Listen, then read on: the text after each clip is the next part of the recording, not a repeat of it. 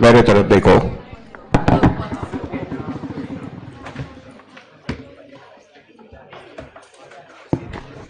We had a long round of discussion earlier, and we said this course is very simple, right? And even girls can pass, right? Any objection? Yes. Girls cannot pass, right? I said even girls can pass. You said objection. What does it mean? That's not right. That's what I'm saying. I'm correcting myself. Only boys can pass. I corrected myself. No, no, I didn't say. I made a statement, even girls can pass. You said objection. I said I changed the statement. Only boys can. Even boys can pass. How do you know what how do you know what boy can do?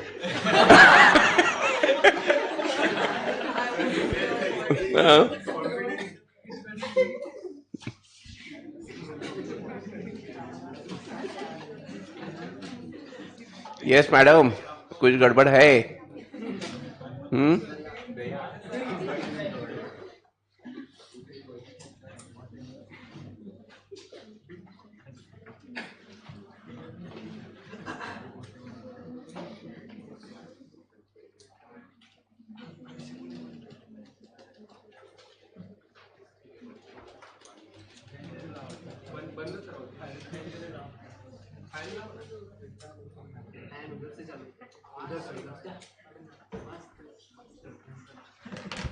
Okay, here we begin with the 20 marks chapter. How many marks? 20. These 20. There is another chapter, time value of money, for 12. This calculation I told you the other day. Logical reasoning for 20 marks. 3 chapters करेंगे तो भी 52 marks का होता है. और 2-4 chapters करेंगे तो you cannot fail. Correct ना? You cannot fail. Even though you are a... Are you? Even though you are a... तो देखो अभी तुमने एक्सेप्ट किया, मैंने क्या किया? चल जा दे. Fun apart, jokes apart, lighter mood apart. Let us begin with the important chapter with full sincerity, full dedication. Other day I told you, हमने आपको बताया, पहले दिन से अगर जो बोला है वो अच्छी तरीके से करेंगे तो ये कोर्स डिफिकल्ट होने वाला बिल्कुल नहीं है. लेकिन अगर बैकलॉग रखेंगे, आज कुछ नहीं किया फिर कल करेंगे तो डबल काम होता है, वो होता नहीं है. 4 दिन के बाद समझ में आता है कि अभी ये होने वाला नहीं है. देन आपका इंटरेस्ट धीरे धीरे कम होता जाता है कोर्स में का, and that's the reason of failure. मैंने आपको बोला कि आप मेरे साथ चलो प्रेस्टीज पॉइंट में. ये इस लेक्चर के, मेरे लेक्चर के बाद 1000 students are there for the revision batch. समझो समझा? अभी ये दिसंबर अटेम्प्ट के लिए 1000 students are there, and you talk to those 1000 students. I will ask the question, they will answer you just here. They will say we failed just because we did not study. अगर पढ़ाई करते तो फिर ये नौबत नहीं आती आज वो इंटर के क्लास में होते. ये बहुत पेनफुल होता है कि कोई फ्रेंड तुम्हारे साथ जो बैठा है ऑन योर बेंच बैठी है, ही और she is there in the intermediate class and you are repeating your foundation attempt. ये पेनफुल होता है, समझा? तो फिर वो जो टीयर्स होते हैं, that day also I told you, those tears are futile, they are fruitless. आपको परफॉर्म और पेरिश, ये एक ही स्लोगन रखना पड़ेगा, परफॉर्म और पेरिश. समझा? तो ये करेंगे तो फेल्योर का कोई चांस नहीं होगा. Rest of that your passing is not your responsibility, is my responsibility. आप लेक्चर्स 100% अटेंड किया है ऐसा बोलो, आपने होमवर्क किया है ऐसा बोलो, and I will tell you 100% you will pass, and if you fail it will be my responsibility. I will give you all the assurance that you will pass, you cannot fail.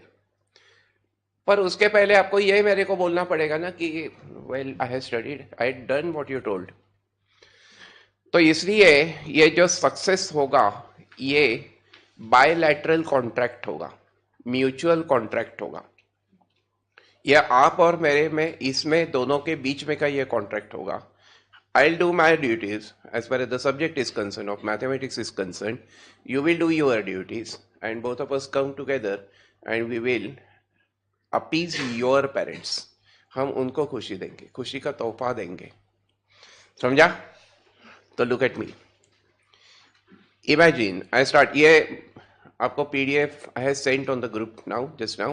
You can take a print out till tomorrow, but no problem. अभी पहले जरा मेरे तरफ देखो.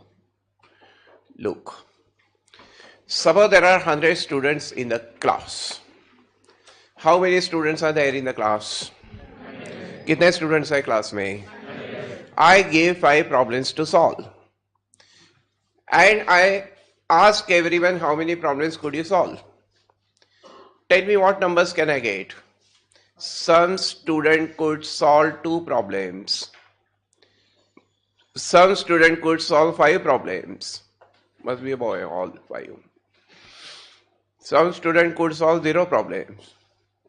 कुछ तो कहो. Some students could solve 0 problems, 0 problem, 1 problem, 2 problems, 4 problems, 5 problems, 5 problems, 4 problems, 3 problems, 2 problems. So I'll get these numbers. How many numbers would I get? 100. Now what I had done is I had directly recorded the observations. In observations को मैंने directly यहाँ present किया है. पर कभी कभी क्या होता है कि मेरे को अभी इसका एडवांटेज क्या है? We student could solve how many problems I can precisely tell. Student number 5 could solve 0 problems. But कभी कभी मेरे को इसमें इंटरेस्ट नहीं होता है. What I want is 0 problem solve by how many students, 1 problem solved by how many students, 2 problems solved by how many students. In that case what I will do is I will say that the possible, how many problems I have been given? 5. So how, what are the possible values? 6. No, 0. How, what are the possible values? 0, is 0, 1, 2, 3, 4, 5, this like this. Abhi my question to you is tell me that these called frequency, and when I say frequency, that frequency is the number of people. Frequency is the number of people. ये आपको समझा? अभी my question to you is tell me. My question to you is tell me. I'll look at the first number 2. Give a tally mark. That you know you've done it in the school. See 2 and give a tally mark. See 5 and give a tally mark. Eventually count the tally marks. And you will get frequency means number of people. Suppose इसकी frequency आपको मिली 15, तो इसका मतलब क्या है? मतलब है 0 occurs 15 times. That means there are 15 students getting 0 problems. समझा क्या तुमको? तो आज एक बात समझने की कोशिश करो. पहले ही लेक्चर में इस चैप्टर के एक बात अपने दिमाग पे, और दिमाग नहीं है तो दिल में, अच्छी तरीके से उतारो कि frequency means number of people, number of times some observation occurs. और दिल किसी को दिया है तो एटलीस्ट कागज पे उतारो. समझा ना? तो what is frequency? Number of people. Frequency means number of people. Frequency means number of people. Frequency means number of people. Frequency means number of people. Frequency means number of times and observation comes. दोनों का meaning same ही है. अभी तुम मेरे को बोलो कि 1 की फ्रीक्वेंसी सपोज 30 है तो 1 ऑकर्स 30 टाइम्स. अभी मेरे को बोलो कि ये इसका मैंने टोटल लिया. सिग्मा का मतलब होता है total. That is the total of frequencies. How much should be this? 100, because there are 100 students. But sometimes what happens is that I am not interested in the individual observation. ये आपने a standard में भी किया था, but exam ही नहीं दिया तुमने, तो मैं कहा था बरोबर ना? 8th स्टैंडर्ड का एग्जाम तुमने नहीं दिया था ना? नहीं दिया. ऑलराइट. तो मेरे को ऐसे ऑब्जर्वेशन में इंटरेस्ट नहीं है. कभी कभी मेरे को इंटरेस्ट होता है क्लासेस में, ग्रुप्स में. So I will make a class 0 to 2, 2 to 4, 4 to 6. I will make the classes. अभी इस तरीके से क्लासेस अगर आप तैयार करेंगे तो आपको समझेगा कि ये 2 does not belong to this class but 2 belongs to the next class. है कि नहीं? तो अगर समझो पहले स्टूडेंट ने 2 प्रॉब्लम सॉल्व किया है तो that tally mark will be given in front of second class, not the first class. Like this, count the tally marks and you get the frequency again. Now frequency means what? Suppose f that frequency is 41. क्या मतलब है 41 का? What's the meaning? 41 students are in the class 0 to 2. समझा? अभी इसका भी total करेंगे तो तुमको क्या मिलेगा? That is summation f, which should be equal to 100. So my first point in this chapter is very basic and very easy. The whole chapter is very easy और बहुत इंटरेस्टिंग है. ये इस चैप्टर के बिना इसको 20 मार्क्स का weightage क्यों दिया गया है? तो इसके बिना फाइनेंशियल मैनेजमेंट इंटरमीडिएट में फाइनल में आपको समझने वाला नहीं है. समझा? तो जो भी पूरा सिलेबस है फाउंडेशन के मैथमेटिक्स और स्टैटिस्टिक्स का इसका, वो पूरी तरीके से इस तरीके से बनाया गया है. I can tell you with authority because I know the internal fact. is made in such a way that these things are required in the intermediate and later in the final if at all you reach there. आप वहां तक पहुंचते हैं तो लगेगा ना, नहीं तो कैसे लगेगा? तो जाने दो. अभी in the first case what I had are the actual observations, and when the actual observations are recorded, that kind of data would be referred to as the raw data. That kind of data would be referred to as what? Raw data. So what do you mean by raw data? Observations are actually written. Observations are listed down. And there I would say n is the number of observations. N is the number of observations. In our example it was what? 100. Samjha? Now, if in our example this is 100, in the second case what happens? We have got the observations and the frequencies. Observations और उनकी frequencies. In that case, these data we call as the ungrouped frequency distribution. Is known as ungrouped frequency distribution. Or sometimes this is called the discrete frequency distribution. This is known as discrete frequency distribution. This would be treated to be what? Discrete frequency distribution.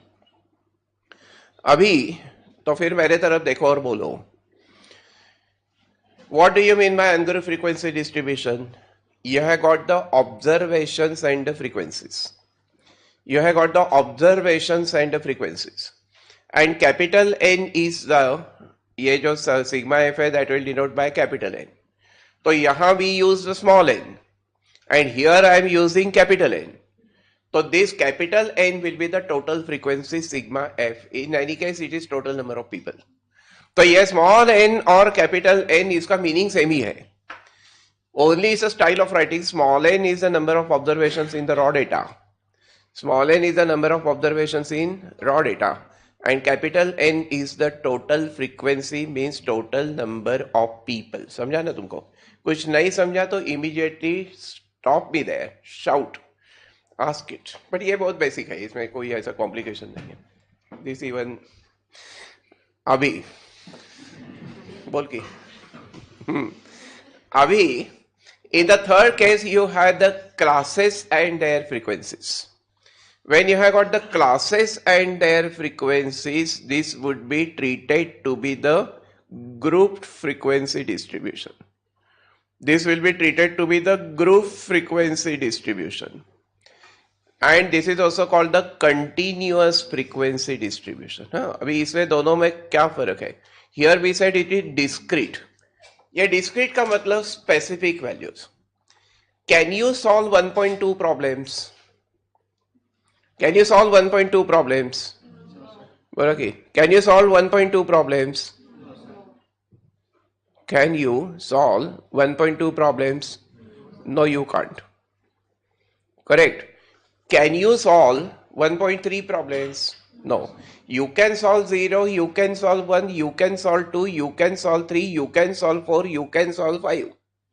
But you cannot solve the fractional number of problems in between. But that is how it is called the discrete. Discrete का मतलब होता है specific. और यहां मैंने कहा है continuous. इसका मतलब 0 to 2 के बीच में की कोई भी वैल्यू हो सकती है. मतलब ऐसा कि number of problems can not be fraction, you know.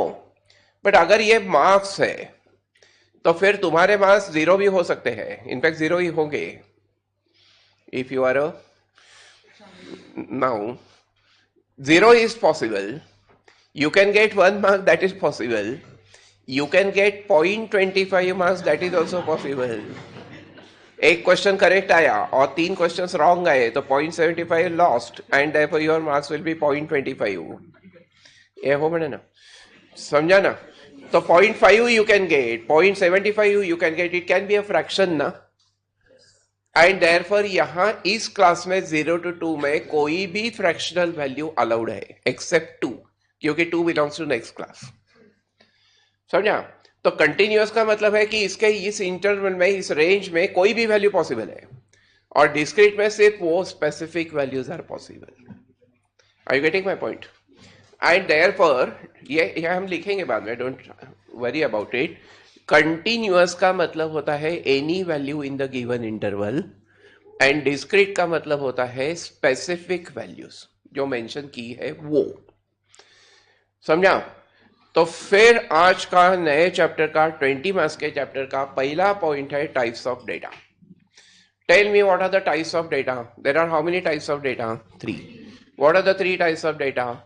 Raw data, ungrouped discrete frequency distribution, grouped और कंटिन्यूअस फ्रीक्वेंसी डिस्ट्रीब्यूशन. अभी यहां ये प्रिंट किया है. ये किसने लिखा है? ये मैंने लिखा है. और वो बराबर ना, और वो कंप्यूटर ने प्रिंट किया है. तुम जब तक तुम्हारे हाथ से करते नहीं है, काय लिखते नहीं है, तब तक ये आसान होने वाला नहीं है ना. तो लिखो, वहां प्रिंट किया है, फिर भी तुम लिखो. Tell me what do you mean by raw data. कहीं तो भी लिखो. फिर आज तुमको जब नोट्स मिलेगी तो उसमें ट्रांसफर करो. ओके. और नहीं तो फिर आज उसका प्रिंट आउट निकालो जो मैंने आपको पीडीएफ भेजा है, और फिर उसमें लिखो before tomorrow's lecture. Raw data means what? Actual observations are given. Actual observations are given. Those observations we denote by x1, x2, x3, x4 and like this xn. समझा. For example these observations can be 2, 5, 7. ऐसा कुछ भी observations हो सकते हैं ना. तो n is what? Small n is number of observations. Small n is the number of observations. आज क्लास में अगर 100 स्टूडेंट्स प्रेजेंट है तो for this class n, small n is 100. बराबर ना, number of observations. Now the second type of question is what? Observations and their frequencies. तो observations x with their frequencies f. तो observation x1, उसकी frequency होगी f1. Observation could be x2, its frequency could be f2. तो क्या मतलब होगा इसका, मेरे को बोलो. x1 occurs how many times? f1 times. ये इसका मीनिंग हो गया. अभी फिर इसकी टोटल फ्रीक्वेंसी निकालेंगे कैपिटल N, तो that is sigma f and that is total frequency. But frequency का मतलब होता है number of people generally. It could be number of benches also, it could be number of vehicles also, but generally it is number of people. लिखो, लिखा, लिखा. मग लिखा झाल्या तर शॅम्पू लावायचं काय? कुठला शॅम्पू लावायचा? रामदेव बाबांचा. रामदेव बाबांचा शॅम्पू लावायचा नाही, पतंजलीचा लावायचा.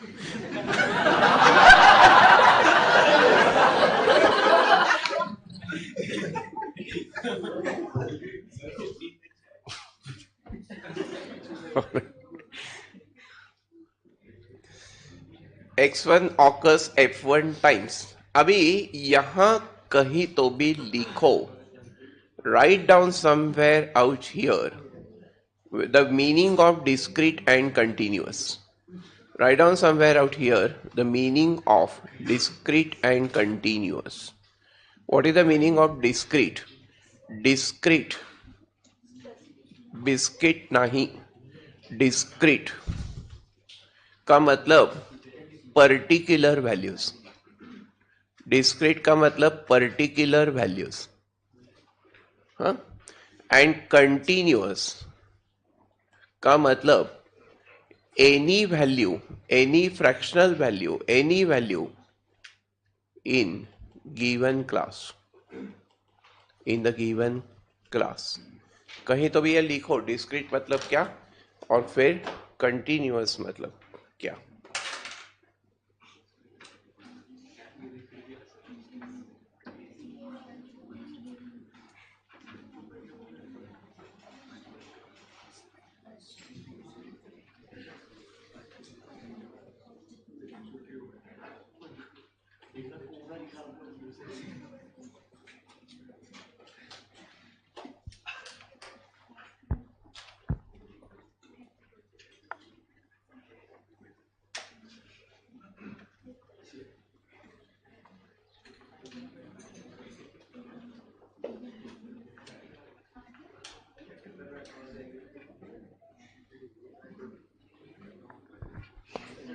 हो गया.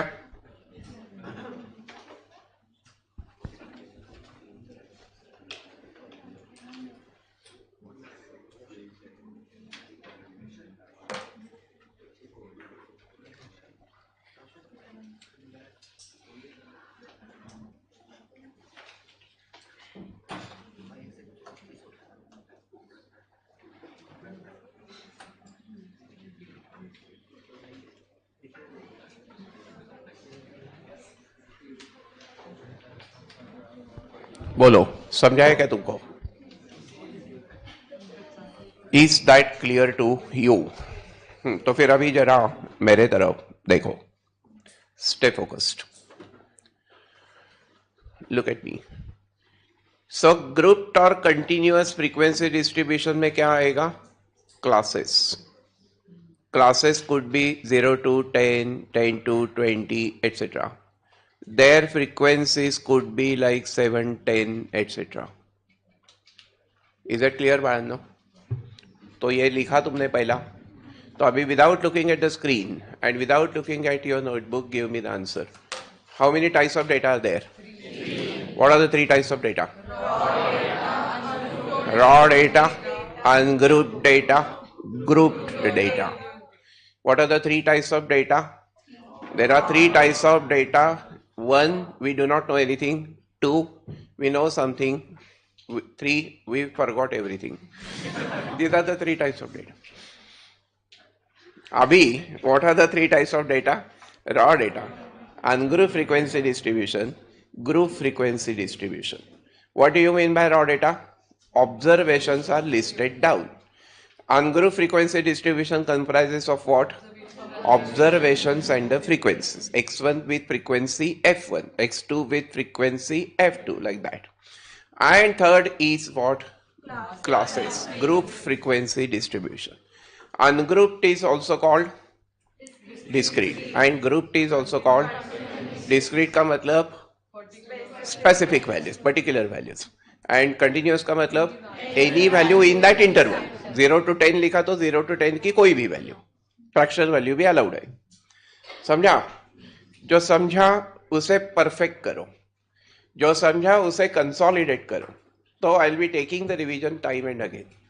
आई will be asking you this questions time and again just to consolidate your thought. क्या होता है कि ह्यूमन ब्रेन में there are 2 types of memories. Like your mobile has 2 types of memories. Computer has 2 types of memories. Primary memory and the secondary memory. RAM और ROM. तुम जब mobile लेते हो तो कितना RAM है वो देखते हो. ये RAM है जो टेम्पररी मेमोरी कि एट अ टाइम कितना डेटा प्रोसेस कर सकता है, कितना डेटा वहाँ स्टोरेज वहाँ हो सकता है. जब आप अपना मोबाइल ऑफ करेंगे, कंप्यूटर ऑफ करेंगे तो वो RAM का डेटा चला जाता है. That's temporary memory. और तुम्हारी हार्ड डिस्क होती है, या फिर यहाँ क्या तुम बोलेंगे अभी इसको, ये जो हो गई परमानेंट मेमोरी हो गई। डेटा जो आपका परमानेंट, वो ऑफ किया तो भी वहां रहता है। तो human brain also has two types of memories. Temporary memory में, परमानेंट, प्राइमरी मेमोरी में क्या होता है, आपने देखा, आपको समझा, आप यहां से बाहर निकले, आप भूल गए, मोबाइल ऑफ किया तो वो चला गया, है कि नहीं। और परमानेंट मेमोरी में क्या होता है कि वो परमानेंट रहता है, लेकिन उसके लिए रिपीटिशन की जरूरत होती है, उसे इटरेशंस की जरूरत हो। इटरेशन मतलब रिपीटिशन, समझा। तो एक बार देखा, दूसरी बार देखा, तीसरी बार देखा, चौथी बार लिखा, पांचवी बार लिखा, 6 टाइम लिखा, तो वो परमानेंट में चला जाता है। If I give you my mobile number now, for few seconds you may remember, but after few seconds you will not. But तुम्हारे गर्लफ्रेंड का नंबर तुम इतने बार डायल करते हो दिन में कि वो ऑटोमेटिकली तुम्हारे परमानेंट मेमोरी में चला गया। लेकिन ब्रेकअप होने के बाद कुछ दिनों में तुम भूल जाएंगे, क्योंकि यूज ही नहीं किया है मुझे मोबाइल फोन को का। तो ये टेम्पररी मेमोरी में, जब I tell you, any teacher tells you something, it goes in your temporary memory. जब तक आप इसके रिपीटिशन करते नहीं हो, तब तक वो परमानेंट मेमोरी में रहता नहीं है। और परमानेंट मतलब हमें नहीं चाहिए कि आपके ओल्ड एज तक ये रहे, at least till exam gets over. क्योंकि देखो, ये क्या है, प्रोफेशनल कोर्स और ऑर्डिनरी कोर्स में क्या फर्क होता है, 10th स्टैंडर्ड में, 12th स्टैंडर्ड में, और फिर ये सीए कोर्स में क्या फर्क होता है।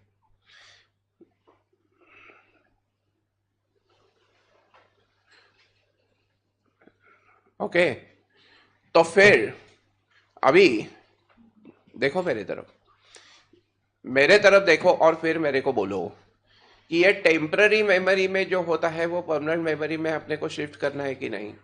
I was telling you the same thing, difference between normal course and, हाँ। तो फिर यहां क्या होगा, ट्राई टू अंडरस्टैंड। तो फिर यहां क्या होगा कि आज एक सब्जेक्ट है मैथमेटिक्स का, you recall your days of 10th standard, you recall your days of 10th standard. एक छोटा सा टेक्स्ट बुक था अलजेब्रा का, एक छोटा सा टेक्स्ट बुक था ज्योमेट्री का। ये दोनों मिला के, दोनों बुक्स को मिला के यहां का बनेगा एक चैप्टर। समझा क्या? चलो, एक नहीं 1.5 चैप्टर तो बनेगा यहां का। सेकंड डिफरेंस इज व्हाट, वहां जो नीचे क्वेश्चंस दिए गए थे वही क्वेश्चंस आते हैं एग्जाम में। यहां ऐसे कोई आपको क्वेश्चन बैंक नहीं दिया है, कोई एक्सरसाइज नहीं दिया है। मॉड्यूल में एमसीक्यूज है, एक्सरसाइजेस है, but no guarantee same question will come, similar question will come. Same और सिमिलर में फर्क है, figures might change, wording might change, format might change. तो आपको क्या करना पड़ेगा कि you have to be original. आप जब सीए बनेंगे तो कोई भी क्लाइंट जब आपके पास आता है तो वो बुक में लिखे हुए डिफिकल्टीज लेके नहीं आता है। Patient goes to the doctor and every patient is a different text book, every patient is a different chapter. Symptoms वही है, लेकिन उसके रीजंस अलग अलग होते हैं। And doctor, good doctor will first of all have to make an a correct diagnosis of it. उसका meaning उसको समझना चाहिए, फिर उसका नॉलेज अप्लाई करना है, फिर मेडिसिन देना है, और मेडिसिन देने के बाद फिर उसका काम खत्म होता है। Like that every question out of 100 questions in every subject, 4 papers आपको 100 मार्क्स के है, बोलेंगे बोलने के लिए 4 है, लेकिन सब्जेक्ट 6 है आज के डेट में, बरोबर ना। तो हर क्वेश्चन, हर सब्जेक्ट का एक नया पेशेंट होगा, हर क्वेश्चन में एक कुछ तो भी अलग होगा, और वो कुछ तो भी जो अलग है उसको आपको समझना पड़ेगा। Only then you can become the professional, correct ना। तो ऐसे स्टीरियोटाइप क्वेश्चंस नहीं आने वाले ना, हर क्वेश्चन में कुछ ना कुछ थोड़ा ट्विस्ट होगा, पर हम इतनी प्रैक्टिस करेंगे कि वो ट्विस्ट की भी हमको आदत हो जाएगी। After all it's a matter of practice. तो वो करेंगे, हम करने वाले हैं, आज भी कर रहे हैं for the December attempt students. I take the lectures in the night and we are solving all varieties of questions frequently and many times. So that I will get it done from you, but you also have to take initiative to understand what it is and to make it into, transfer it into the permanent memory. तो कहने का मतलब ऐसा है कि अगर आप कहेंगे कि मई में एग्जाम है, फरवरी तक कुछ नहीं करेंगे और फरवरी में पढ़ाई करना स्टार्ट करेंगे तो इतना होगा नहीं आपसे। आज हमने ये पहला पॉइंट लिया है, वैसे देखा जाए तो तुम्हारे इस चैप्टर का ये पहला पॉइंट हो गया। इस पहले पॉइंट को तुम बार बार नहीं देखेंगे तो फिर उसका रीप्रिपरेशन करना पड़ेगा ना बाद में। रिवीजन अलग है और रीप्रिपरेशन अलग है। वो रीप्रिपरेशन नामुमकिन है क्योंकि इतने सीधे साथ 6 सब्जेक्ट्स है, कितना करेंगे? And then there becomes a tendency to leave the things. I'm going to tell you these things again and again. Initially, I'll make you alert about it, conscious about it, because बाद में कहने में फिर वो रोने के सिवा हाथ में कुछ रहता नहीं है ना। आज हम आपके दिलों पे, दिमाग पे ये इम्पैक्ट करने वाले हैं कि रेगुलर नहीं करेंगे तो बाद में होने वाला नहीं। That's the only reason of failure. इसे कोई ज्यादा इंटेलिजेंस की जरूरत नहीं है, जो है लगता है वो आपके पास है। I promise you everybody. समझा? लैंग्वेज का प्रॉब्लम इंग्लिश में आपको लिखना पड़ेगा, वो प्रॉब्लम मैथमेटिक्स और इकोनॉमिक्स में आने वाला नहीं है। इकोनॉमिक्स और बीसीके ये एक पेपर होता है और ये मैथमेटिक्स, स्टैटिस्टिक्स वगैरह ये एक पेपर होता है। ये इन दोनों में ज्यादा इंग्लिश का सवाल नहीं आएगा। रियल टेस्टिंग होगा वो लॉ में, whether you can write the answers describe or not, in the legal language you can write or not, in your words you can present it or not. ये थोड़ा सा राइटिंग प्रैक्टिस की भी आपको जरूर यहाँ प्रैक्टिस करनी पड़ेगी, particularly in law and BCR. समझा? सिर्फ सुनने से नहीं होने वाला, सिर्फ समझने से नहीं होने वाला। वैसे लॉ के एग्जांपल्स इंटरेस्टिंग होते हैं, बराबर ना?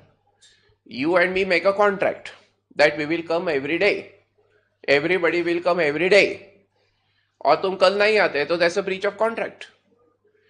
तो ब्रीच ऑफ कॉन्ट्रैक्ट के लिए क्या पेनल्टी? ये सब लॉ हो गया ना। पर उसको लैंग्वेज में, उस लैंग्वेज में प्रेजेंट करना is a different ball game. So वहां राइटिंग प्रैक्टिस की भी आपको जरूरत होगी। I am telling you by and large what is required, what are the ingredients of success. तो ये करेंगे तो फेल नहीं हो सकते। तो आज जो पहला पॉइंट लिया है वो आपके दिल में, दिमाग में पूरा दिन आज का सोने तक और सपनों में भी ये आना चाहिए। Observations, raw data, observation, frequency, ungroup, that simple.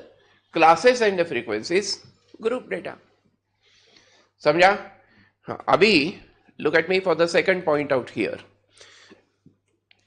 Imagine I am considering the marks, and suppose if I write the classes, marks are what? 0 to 10, 10 to 20, 20 to 30. My question to you is, tell me, student who has got 10 marks will belong to which class? Next class, second class. That means this upper limit is not present in the class.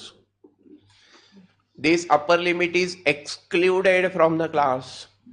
ये upper limit उस class में नहीं रहता, वो next class में जाता है। रहता तो इस घर में है, देखता तो वो पड़ोस वाली की तरफ है।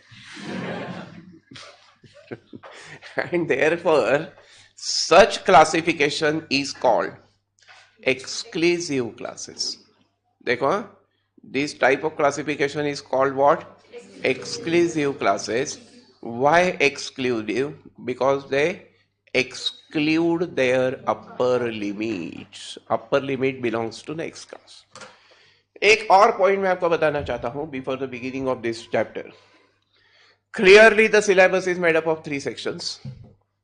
मतलब पेपर में ऐसे होते नहीं है, section A, section B, section C. This questions are shuffled, mix.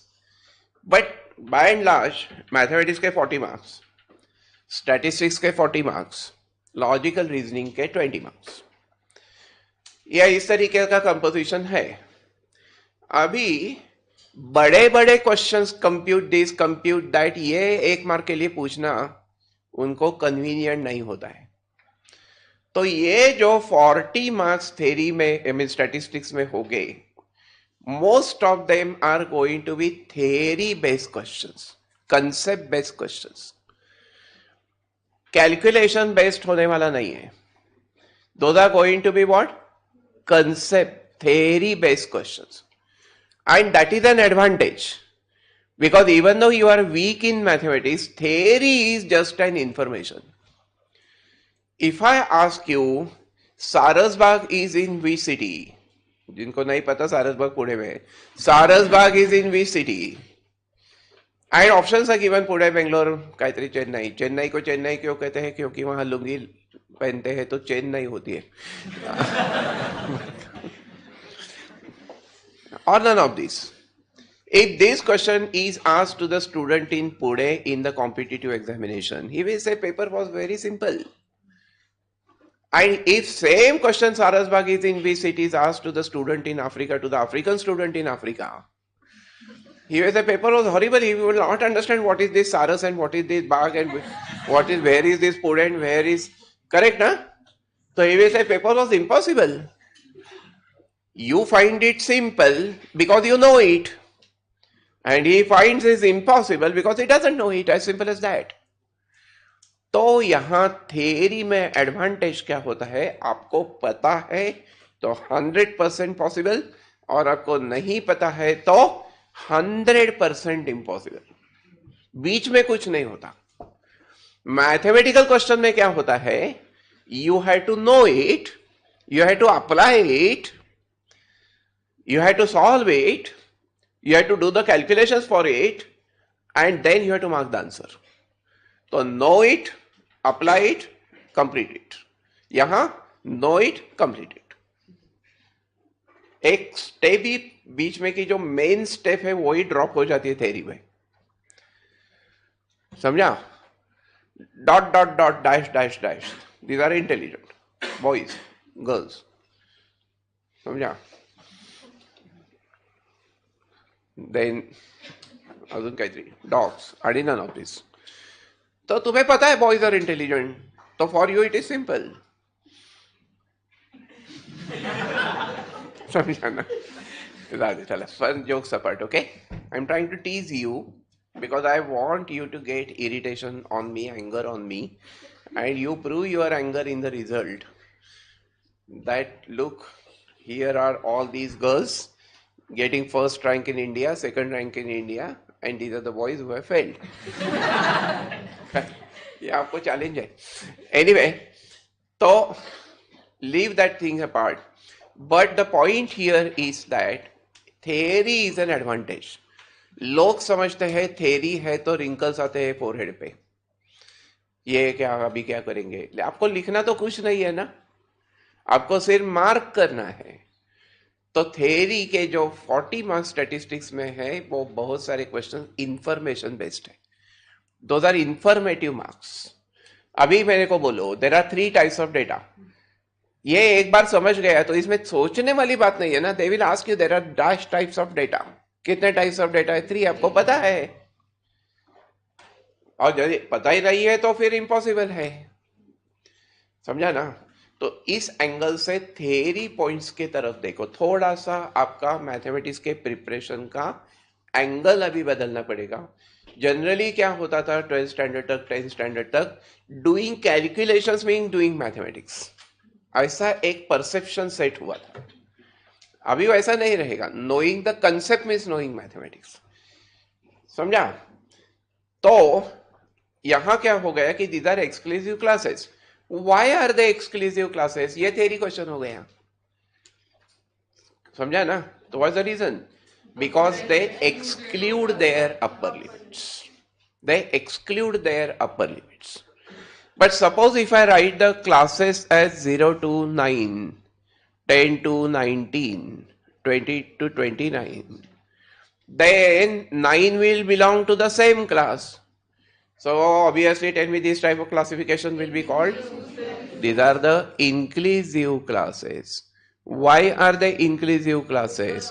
because they include their upper limits. समझा?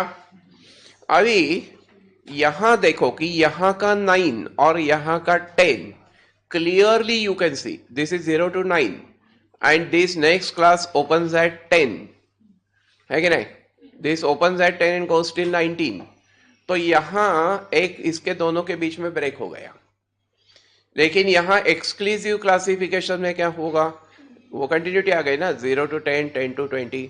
सो इस क्लास का अपर लिमिट और इस क्लास का लोअर लिमिट ये ओवरलैप होते हैं. Therefore, exclusive classes are also called the overlapping classes. समझा? And these are called non-overlapping classes. समझा क्या तुमको? जब हम मॉड्यूल सॉल्व करेंगे बाद में तो ये एमसीक्यूज है वहां. क्लियर? तो यहां कहीं तो भी लिखो that the classes are of two types. The classes are of two types. Exclusive classes. बोलो. Exclusive classes. बोलो ना. Exclude upper limits. The exclusive classes exclude upper limits. These are also called overlapping classes. These are also known as what? Overlapping classes. Whereas inclusive classes inclusive classes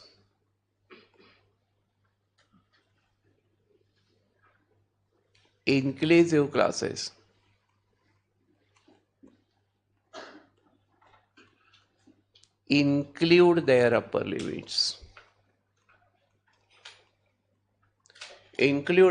limits. These are the non-overlapping classes.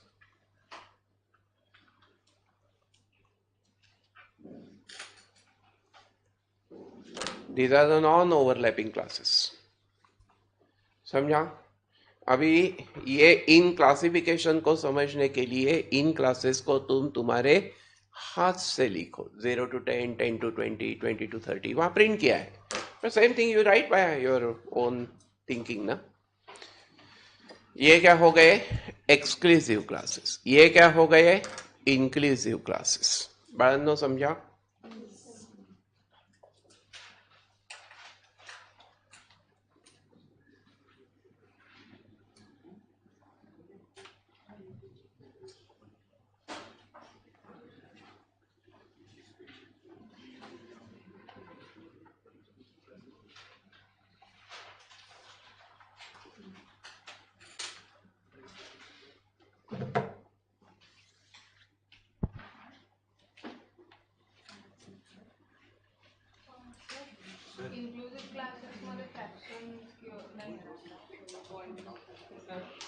That's what I'm coming to that point. No? Just wait. So Tara, tell me how many types of classes are there? What are those? Inclusive, exclusive. Inclusive means non-overlapping. Exclusive means overlapping. यहाँ तक समझा? अभी समझो, किसी को marks मिले हैं 9.5. तो तुम मेरे को बोलो कि can 9.5 that student belong to the first class in the inclusive classification की तरफ देखो. Can he belong to the inclusive class में? पहले क्लास में can he belong to the first class? 9.5 वाला student getting 9.5, can he belong to the first class? Can he belong to the second class? Because this class closes at 9 and this class open at 10. 9.5 वाला ना घर का ना. समझा? तो लेकिन ऐसा तो नहीं होना चाहिए ना. Therefore, while doing any calculation, we need to convert inclusive classes to exclusive classes. This conversion is a must. How do I do that? Very simple. Take a paper, take a pencil and do it. How do we do means what? How will you do? Subtract 0.5 from subtract 0.5 from lower limit and add 0.5 to upper limit. समझा? तो यहाँ होगा minus 0.5 to 9.5, 9.5 to 19.5, 19.5 to 29.5. समझा क्या तुमको? अभी होता है क्या, मेरे तरफ देखो. These end points समझने की कोशिश करो. These end points, original classes, they are called the class limits. They are called the class limits. And the end points of the converted classes, end points of the converted classes are called class boundaries. तो class limit और class boundary में क्या फर्क है? Class limits और class boundaries में क्या फर्क है? Class limits are the end points of the original classes and class boundaries are the limits of the end points of the converted classes. But अगर तुम्हारा ओरिजिनल क्लासिफिकेशन ही exclusive है तो limits and boundaries will be the same. समझा ना? तो limits and boundaries will be the same. And therefore इस third point की तरफ देखो और यहां लिखो. क्या लिखेंगे? What will you write? What would you write? In case. In case. What is in case? Dandruff is in case. If classes are inclusive classes, if the classes are inclusive classes, we convert them to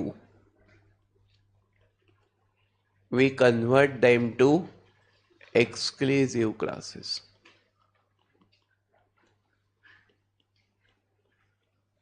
We convert them to exclusive classes.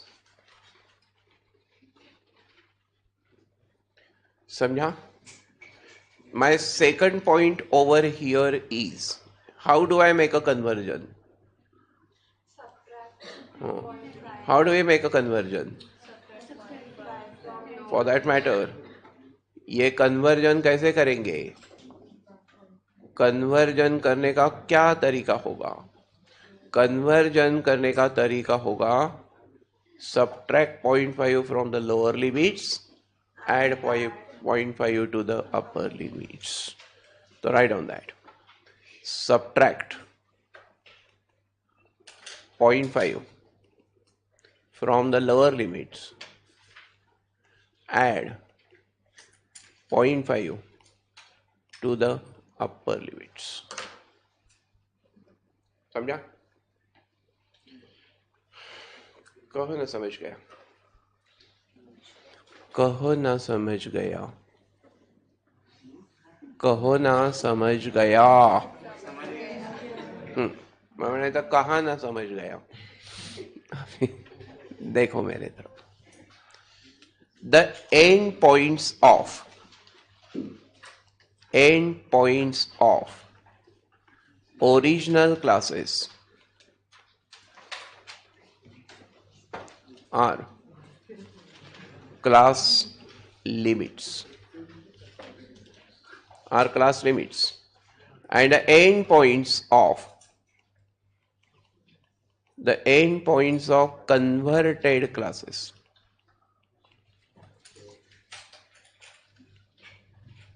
are the class boundaries.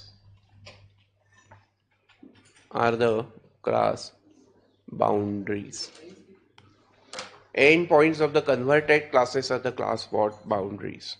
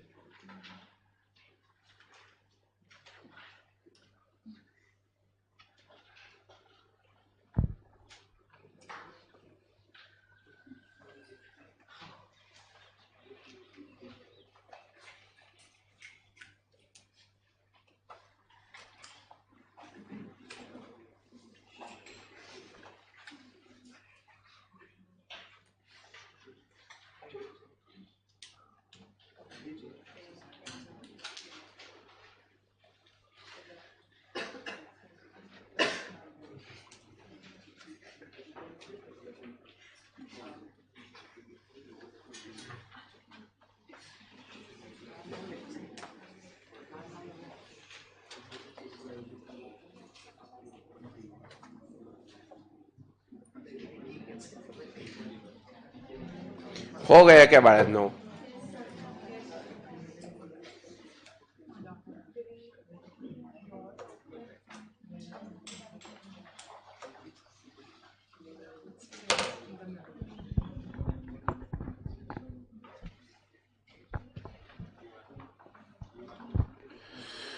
Right तो फिर अभी मेरे तरफ देखो और फिर मेरे को बोलो. Look at me. Stay focused. Stay absolutely focused. For exclusive classification, tell me what will happen. For exclusive classification, tell me what will happen. For exclusive classes. For exclusive classes, the class limits are same as class boundaries. ये और एक MCQ हो गया. Limits and boundaries are the same. Clear? Okay. Then I come to few more definitions. ये समझा ना तुमको? ये बहुत आसान है ना, ये एलिमेंट्री है, बेसिक है, 8th स्टैंडर्ड में 9th स्टैंडर्ड में हुआ है, बट हमने स्कूल में डब्बा खाने से दूसरा कुछ किया ही नहीं. बराबर ना? क्यों? रिपाई खाया ना स्कूल में, दूसरा कुछ किया क्या? क्या करूं सर, क्या करूं सर, करने को कोई मिली ही नहीं. बराबर ना?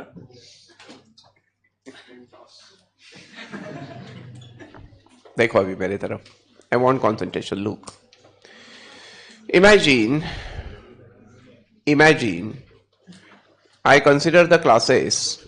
Look at me. I consider the classes 0 to 10, 10 to 20, 20 to 30. All right.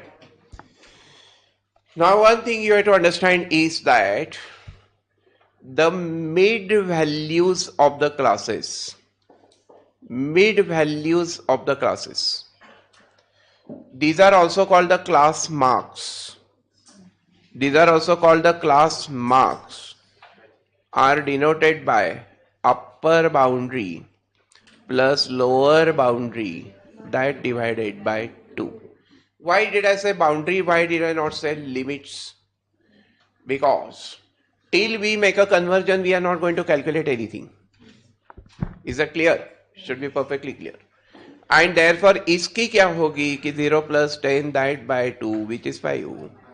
Then 10 plus 20 that by 2, which is what? 15. This is 25. So the one definition that we want to write is what? Class mid value of the class, that is the class mark. And that is equal to upper boundary plus lower boundary, that upon 2. So this class, whole class, the whole class is represented by its mid value. The whole class is represented by its mid value. So 0 to 10 is presented by representative होती है ना कोई value.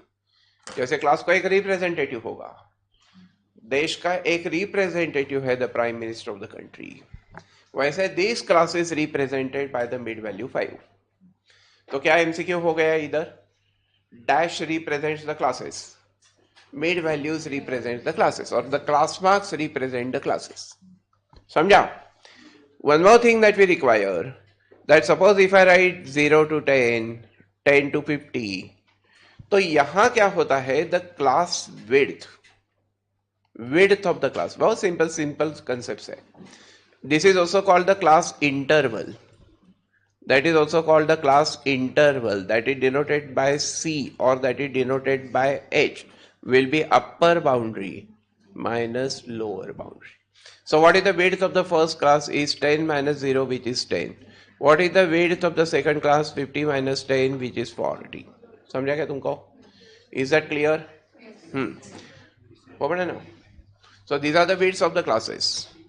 However, I ask you, लिखो मत, I'll tell you what to write ना. पहले समझो, लिखने से कुछ नहीं होने वाला, क्योंकि जो लिखा है वो पढ़ने के लिए तुम्हारे हाथ में टाइम ही नहीं होगा. समझा? अभी समझना चाहिए in the class directly for the exam. If I ask you that the classes are that the classes are 0 to 4, 5 to 9, 10 to 14, and I ask you what are the mid values, what will you do? पहले तो हम convert करने के पहले कुछ करेंगे ही नहीं. तो first of all, you have to understand these are inclusive classes, and therefore inclusive classes must be converted to exclusive classes. So it will be minus 0.5 to 4.5. This is 4.5 to 9.5, and this is 9.5 to 14.5. And then you can find out the x values, and x values are the mid values. तो यहाँ क्या होगा कि this is 4.5 plus minus 0.5, that by 2. So what will it be? That is 2. यहाँ क्या होगा? 9.5 minus 4.5 plus 4.5, that by 2. तो क्या होगा? What is that? 7. And what is this? Similarly, बोला ना, 14.5 plus 9.5, that by 2. तो कितना आएगा? 12. समझा? Is that clear? So अभी ये जो फोर्थ पॉइंट का के लिए बॉक्स आपको दिया गया है, उसमें लिखो ये सब definitions. That the mid value of the class, that the mid value of the class, ये लिखो mid value of the class, that mid value is nothing but the class mark, and that class mark is nothing but the x value, that is upper boundary plus lower boundary, that by 2. आणि यहाँ लिखो कि ये सब जो calculation होता है वो क्या होता है? After the calculation, conversion. After the conversion, the calculations are made. Forward and up.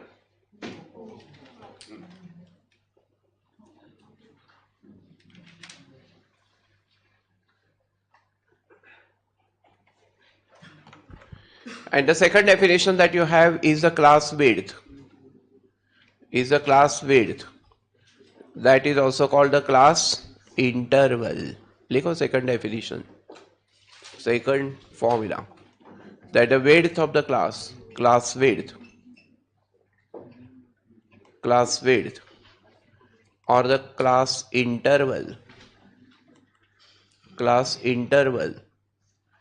is nothing but upper boundary minus lower boundary. Upper boundary minus lower boundary. अभी जरा एक मिनट मेरे तरफ देखो, हो गया क्या लिख के?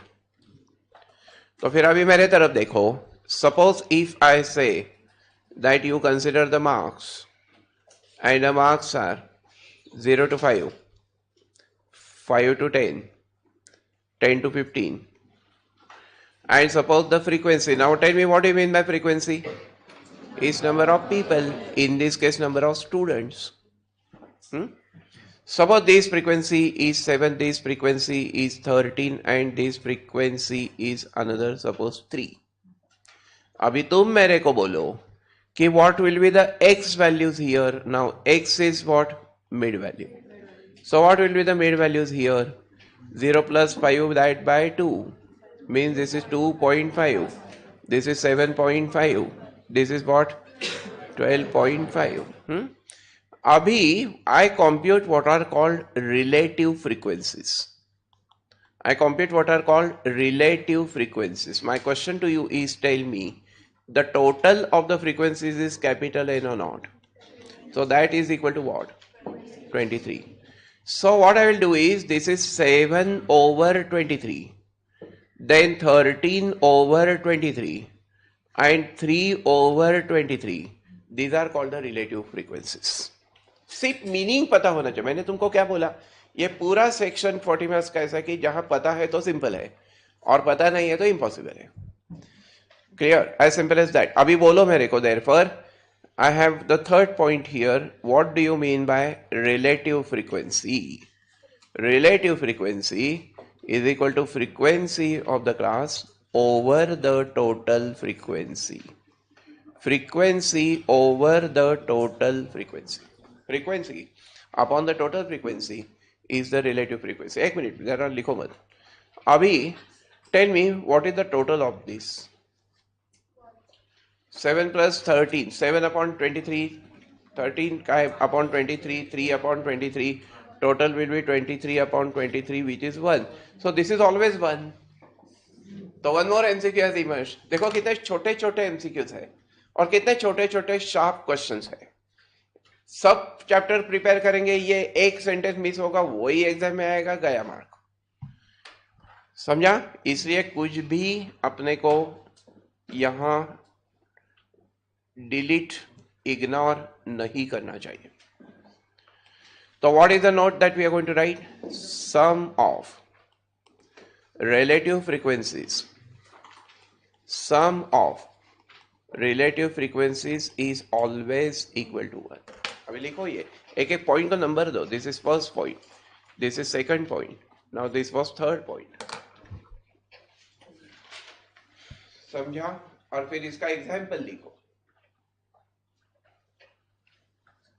Write down the example that's presented out here in the yellow box. Very simple, very easy. Simple problems. Ample marks. Easy problems. Lazy students. And lazy students yet crazy dreams.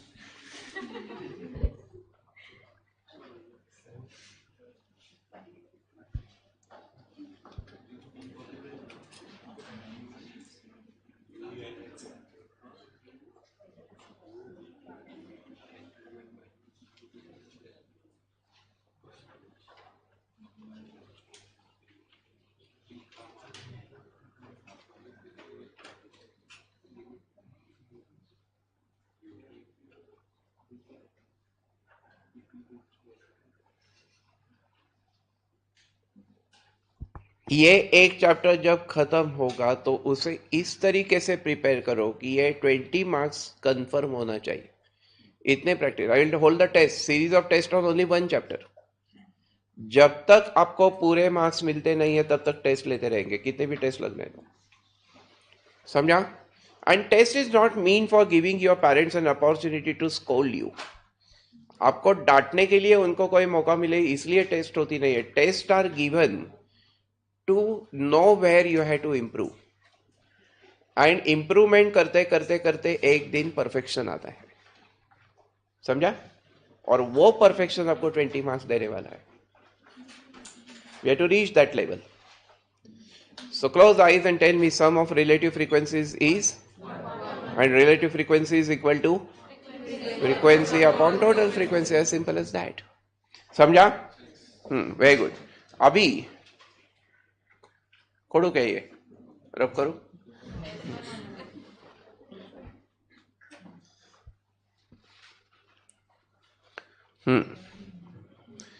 हो गया. तो फिर देखो मेरे तरफ. Suppose the classes are 0 to 10, 10 to 50, 50 to 100. Suppose the frequencies being 7, 11, 13. My question to you is, tell me, are the classes having same width? Are the widths of the classes same? No. So what is the width of the first class? So what are the widths? 10 minus 0, which is 10. Then 50 minus 10, which is 40, and this is 50. Now what I will do is, I will consider the frequency divided by the width of the class, and this is called frequency width. This is called frequency density.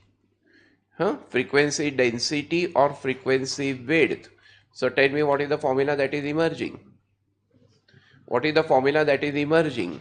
Another, the fourth one, that the frequency density or the frequency width is equal to what? That is equal to frequency upon the width of the class width. समझा? तो फिर first class के लिए क्या होगा बोलो मेरे को?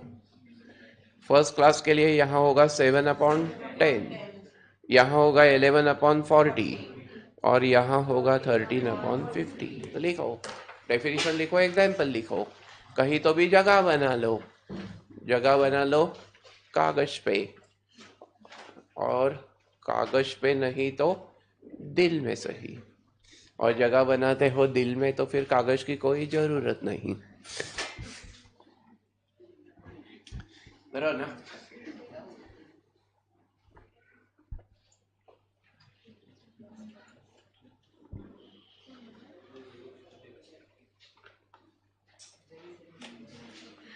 हो गया क्या तुमका?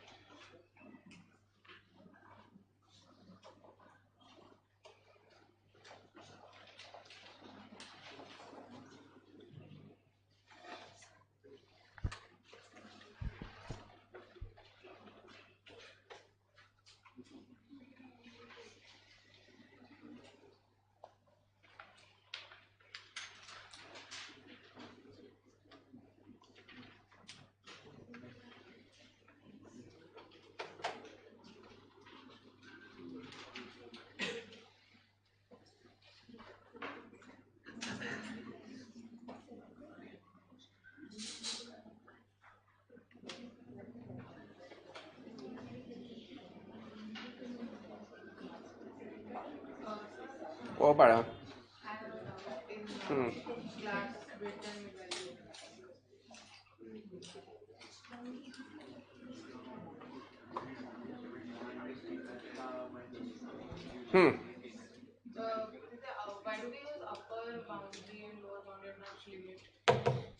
Because before conversion we are not allowed to do any calculation.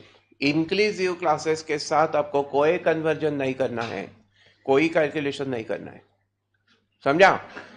0 to 4, 5 to 9 in inclusive classes के लिए आपको कोई भी कन्वर्जन कैलकुलेशन करना अलाउड नहीं है, क्योंकि 4.5 के लिए कोई क्लास ही नहीं मिलेगा. So every calculation here onwards that we are going to learn is only for exclusive classes, not for inclusive classes. And therefore we are not writing upper limit minus lower limit. We are writing upper boundary minus. Of course, if originally you have the exclusive classes, then limits and boundaries are same. But basically it is boundaries. समझा? तो ये लिखो. That was the next example I am going to take. लिखा? तो फिर come on.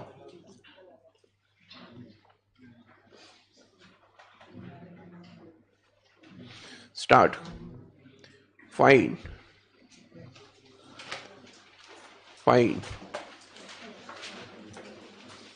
the mid values. Find mid values, class widths, and frequency densities. काय होता है? and the frequency densities. Come on.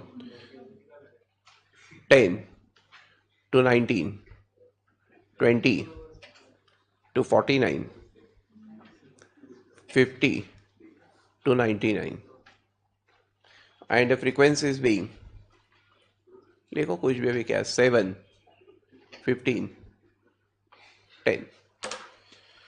हमने आपको दिया है क्या, वक्त, और आपको क्या बनना है, सख्त. करो. मुश्किल वक्त हमारे स्टूडेंट सख्त, और बाकी सब स्टूडेंट्स कम वक्त. लिखो.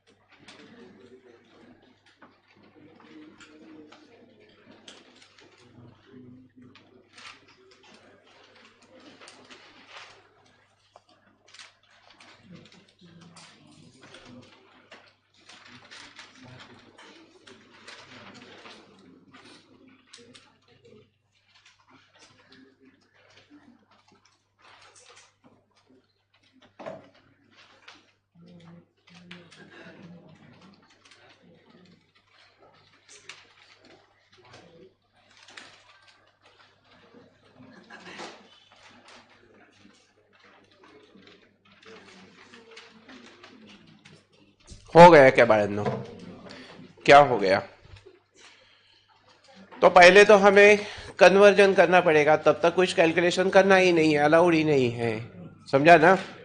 जब तक 18 होता नहीं है तब तो कुछ करना अलाउड है क्या? नहीं है. वैसे यहाँ भी नहीं अलाउड अभी, नहीं म्हणजे गाड़ी चलाना वगैरह.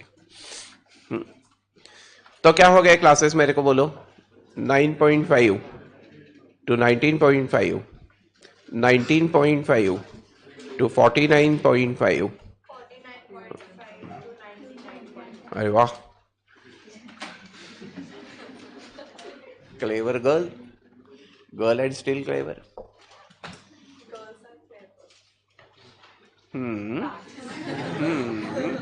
ओ चलो, अभी frequencies are same, 7, 15, 10. Now my question is, tell me what are the x values which are the mid values, and those mid values are going to be 9.5 plus 19.5 by 2. तो ये कितना हो गया? Then what is this?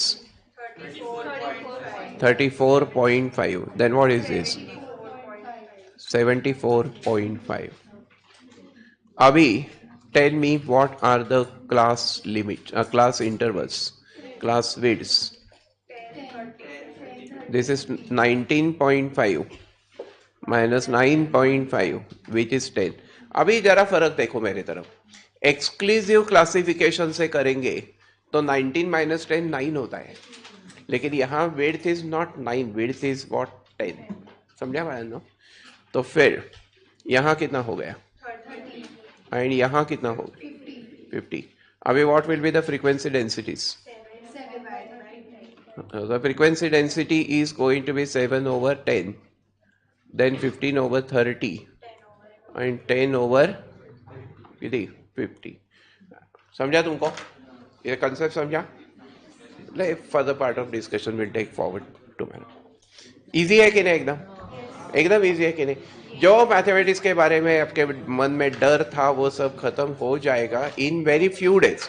8 to 10 days में आप कहेंगे कि सब सब्जेक्ट में आसान कौन सा है? Maths. This is my word to you. Tenth में क्या है, हम टेस्ट में वो क्या होता है कि यू कैसे है कि खुद की प्रैक्टिस करना चाहिए. जब एमसीक्यू हम सॉल्व करेंगे ना मॉड्यूल में के, तब वो भी कॉन्फिडेंस आएगा. समझा? And at the end is your not your fault, your girl तो